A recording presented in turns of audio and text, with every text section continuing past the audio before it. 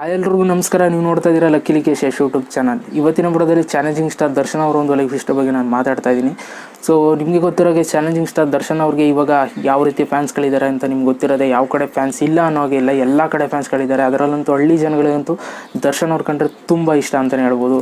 ಆದರೆ ದರ್ಶನ್ ಅವರು ಈ ಒಂದು ಸ್ಥಾನಕ್ಕೆ ಅವರು ತಲುಪೋದಕ್ಕೆ ತುಂಬ ಕಷ್ಟನ ಪಟ್ಟಿದ್ದಾರೆ ಅಂತಲೇ ಹೇಳ್ಬೋದು. ಮೊದಲು ನಾನು ಅವರು ಕಷ್ಟಪಟ್ಟಿರುವಂಥ ದಿನಗಳ ಬಗ್ಗೆ ನಾನು ಮೊದಲು ಮಾತಾಡ್ಬಿಡ್ತೀನಿ. ಜೊತೆಗೆ ದರ್ಶನ್ ಅವ್ರನ್ನ ಕಂಡ್ರೆ ತುಂಬ ಜನ ಏಟ್ ಮಾಡ್ತಾ ಇರ್ತಾರೆ. ದರ್ಶನ್ ಅವ್ರು ಕಂಡ್ರೆ ಕೆಲವೊಂದಷ್ಟು ಜನಕ್ಕೆ ಇಷ್ಟ ಇಲ್ಲ. ಏನಕ್ಕೆ ಇಷ್ಟ ಇಲ್ಲ ಅಂತಂದರೆ ದರ್ಶನ್ ಅವರೊಂದು ಬ್ಯಾಕ್ಗ್ರೌಂಡಿಂದ ಬಂದು ಹೀರೋ ಆದರು ಅನ್ನೋ ಒಂದು ಕಾರಣಕ್ಕೋಸ್ಕರ ತುಂಬ ಜನ ಇಷ್ಟಪಡಲ್ಲ. ಸೊ ನಾನು ಅವ್ರಿಗೆ ಒಂದು ಕ್ಲಿಯರ್ ಮಾಡಿಬಿಡ್ತೀನಿ ಇವಾಗಲೇ. ಏನಂತಂದರೆ ದರ್ಶನ್ ಅವರು ಬ್ಯಾಕ್ಗ್ರೌಂಡಿಂದ ಬಂದಿರ್ಬೋದು, ಒಪ್ಕೊಳ್ತೀನಿ. ಅವರ ತಂದೆ ಸಿನಿಮಾ ರಂಗದಲ್ಲಿದ್ದರು, ಒಂದು ವಿಲನ್ ಕ್ಯಾರೆಕ್ಟರ್ಗಳನ್ನ ಮಾಡ್ತಿದ್ರು, ಒಂದು ಒಳ್ಳೆ ಹೆಸರು ಮಾಡಿದರು. ಬಟ್ ಅವರ ತಂದೆ ತೀರೋದ್ಮೇಲೆ ದರ್ಶನ್ ಅವ್ರಿಗೆ ಯಾವುದೇ ರೀತಿ ರೆಸ್ಪೆಕ್ಟು ಕೂಡ ಕೊಡ್ತಿರಲಿಲ್ಲ ಯಾರು ಕೂಡ. ಜೊತೆಗೆ ಯಾರು ಕೂಡ ಸಿನಿಮಾದಲ್ಲಿ ಚಾನ್ಸು ಕೂಡ ಕೊಡಲಿಲ್ಲ. ಅದನ್ನು ಅರ್ಥ ಮಾಡ್ಕೊಳ್ಳಿ. ಇಲ್ಲಿ ದರ್ಶನ್ ಅವ್ರಿಗೆ ಯಾವುದೇ ರೀತಿ ಸಪೋರ್ಟ್ ಸಿಗಲಿಲ್ಲ. ಅವ್ರ ಬ್ಯಾಕ್ಗ್ರೌಂಡ್ ಇತ್ತು, ಒಪ್ಕೊಳ್ತೀನಿ, ಬಟ್ ಯಾರು ಕೂಡ ಸಪೋರ್ಟ್ ಕೊಡಲಿಲ್ಲ. ಸೊ ನಾನು ಒಂದು ಮಾತು ಹೇಳ್ತೀನಿ, ದರ್ಶನ್ ಅವರು ಇಂಡಿಪೆಂಡೆಂಟಾಗಿ ಬಂದಂಥ ಆ್ಯಕ್ಟರ್, ಓಕೆನಾ? ಇದನ್ನು ಕ್ಲಿಯರ್ ಮಾಡ್ಕೊಬಿಡಿ. ಅವ್ರು ಯಾವುದೇ ರೀತಿ ಬ್ಯಾಕ್ಗ್ರೌಂಡಿಂದ ಬಂದಂಥ ಆ್ಯಕ್ಟರ್ ಅಲ್ಲ. ಸೊ ತುಂಬ ಅವ್ರ ಕೈಲಿ ಏನಾಗುತ್ತೆ ಅದ್ರ ಕಷ್ಟಪಟ್ಟು ಒಂದು ಶ್ರದ್ಧೆಯಿಂದ ಒಂದು ಹೀರೋ ಆಗಬೇಕು ಅಂತ ಹೊರಟಂಥವ್ರು. ಸೊ ಇವಾಗ ಅವರು ಒಂದು ಒಳ್ಳೆ ಹೀರೋ ಆಗಿದ್ದಾರೆ. ಜೊತೆಗೆ ಈಗ ಅವ್ರಿಗೆ ಯಾವ ರೀತಿ ಸ್ಟಾರ್ಡಮ್ ಇದೆ ಅಂತ ನಿಮ್ಗೆ ಗೊತ್ತಿರೋದೆ.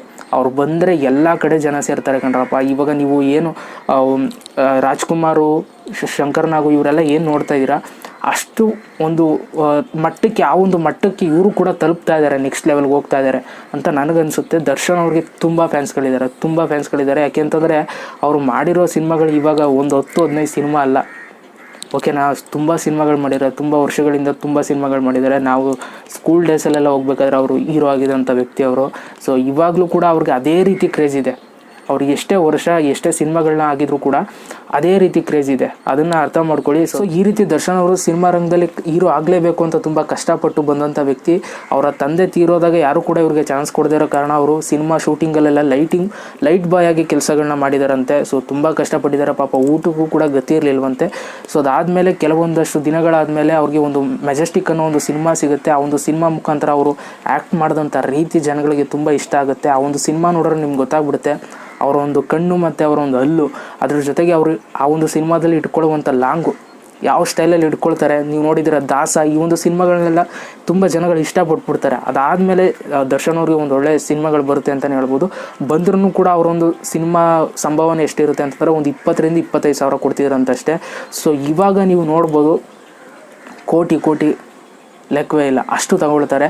ಸೊ ಆ ಒಂದು ಸ್ಥಾನಕ್ಕೆ ಇವಾಗ ಹೋಗಿದ್ದಾರೆ. ಸೊ ನೀವು ಏನೇ ಹೇಳ್ಬೋದು, ದರ್ಶನ್ ಅವ್ರನ್ನ ನೀವು ಏನೇ ಕಿಂಡಲ್ ಮಾಡ್ಬೋದು, ಅವ್ರನ್ನ ನೀವು ಎಷ್ಟೇ ಕಿಂಡಲ್ ಮಾಡಿದ್ರು, ಅವರು ಒಂದು ಬ್ಯಾಕ್ಗ್ರೌಂಡಿಂದ ಬಂದಿದ್ದಾರೆ ಅಂತ ನೀವು ಏನೇ ಹೇಳಿದ್ರು ನಾನು ಸ್ಟಿಕ್ ಆನ್ ಆಗ್ಬಿಡ್ತೀನಿ.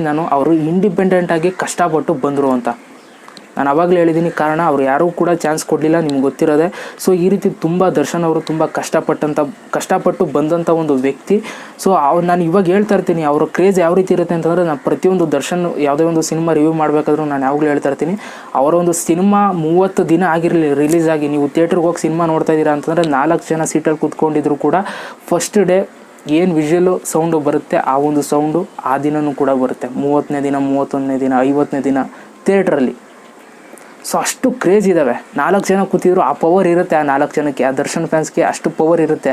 ನೀವು ನೋಡಿದ್ದೀರಾ ದರ್ಶನ್ ಎಲ್ಲಾದರೂ ಬಂದರೆ ಯಾವ ರೀತಿ ಜನಗಳು ಕೂಗ್ತಾರೆ ಅವರ ಒಂದು ಫ್ಯಾನ್ಸ್ಗಳು.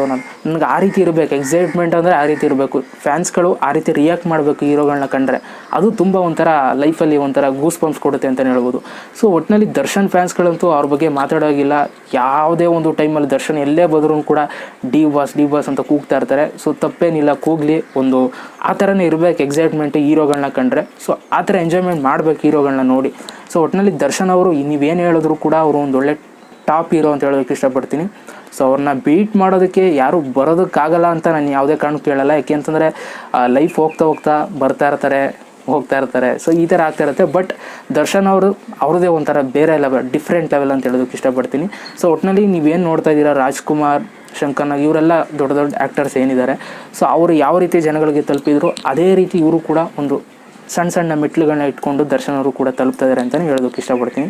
ಸೊ ಇದು ದರ್ಶನ್ ಅವರ ಒಂದು ಲೈಫ್ ಹಿಸ್ಟ್ರಿ ಸಣ್ಣದಾಗಿ ಹೇಳಿದ್ದೀನಿ ನಿಮಗೆ.